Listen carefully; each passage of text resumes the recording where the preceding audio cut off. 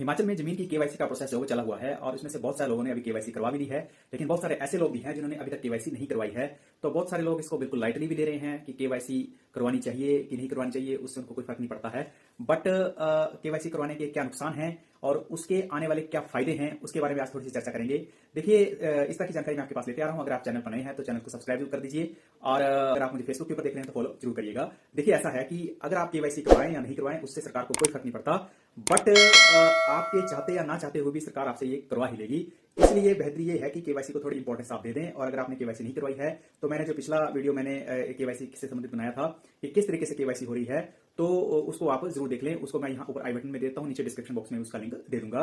तो देखिए, केवाईसी अब नहीं करवा रहे हैं आप तो उसके जो है वो क्या नुकसान हो सकते हैं, तो उसमें से जैसे कुछ बातें मैं आपसे डिस्कस करना चाहूंगा कि अगर आप अभी केवाईसी नहीं करवाएंगे तो अभी तो आपके रिलेटेड जो है वो गांव में केवाईसी हो रही है, प्रोवाइड आप कर रहे हैं, लेकिन बाद में अगर आपने ये अपने मोहल्ले में या अपने गांव में नहीं करवाई तो फिर बाद में जो है फिर ये हो सकता है ये तहसील लेवल पर कर दिया जाए और उसके बाद जो है वो कुछ समय के बाद इसको सब डिवीजन लेवल पे कर दिया जाए। उसके बाद फिर जिलाधीश कार्यालय में ही ये सब चीजें हो पाएंगी। तो कोशिश करें इसको, अगर आपको प्राइमरी तौर पर अगर ये सुविधा गांव में मिल रही है तो उसको जरूर करवा लें।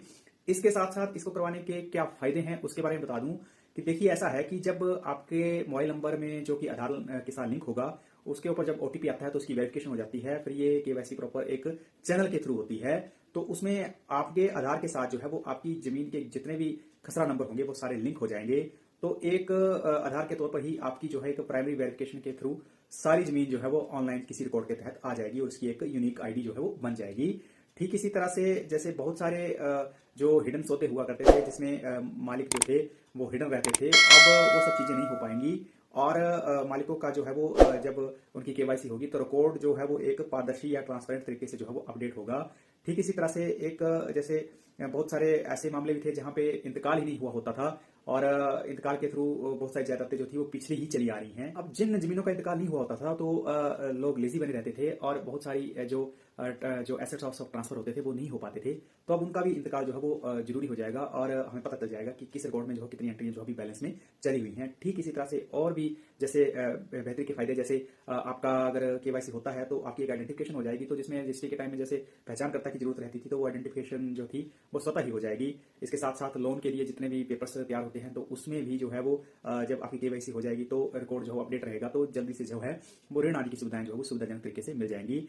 जब भी कोई रेवोल्यूशनरी चीज होती है तो वो केवाईसी के थ्रू ही होती है। जैसे आधार कार्ड हुआ आपका तो वो एक प्राइमरी डॉक्यूमेंट बन गया है। आधार कार्ड के थ्रू ही जो है वो आपकी इनकम टैक्स की केवाईसी होती है। इसी के थ्रू जो है वो आपकी बैंक की ट्रांजेक्शन की या बैंक से रिलेटेड जितने भी खाते हैं उनका केवाईसी हुआ। उसके बाद आपका बिजली के मीटरों का केवाईसी हुआ। अब आधार कार्ड से आपकी जमीन को लिंक किया जा रहा है, राशन कार्ड आपके वैसे लिंक किए गए हैं। तो आधार कार्ड की बड़ी एक जो है वो एक मायने रखने वाली चीज है। अब आपको अपने फोन नंबर के साथ साथ आपका आधार कार्ड नंबर भी जो है वो याद रखने की जरूरत है, क्योंकि आधार कार्ड से ही आपकी पहचान जो है मानी जाती है। जैसे आधार कार्ड का अपना एक स्लोगन भी है कि मेरा आधार मेरी पहचान। तो जो आपके जान पहचान वाले व्यक्ति जो है वो आपको नाम से पहचानते हैं, बट आने वाले समय में जो आपकी एक आईडी है वो आधार नंबर से ही होगी और उससे ही आपकी पहचान हुआ करेगी।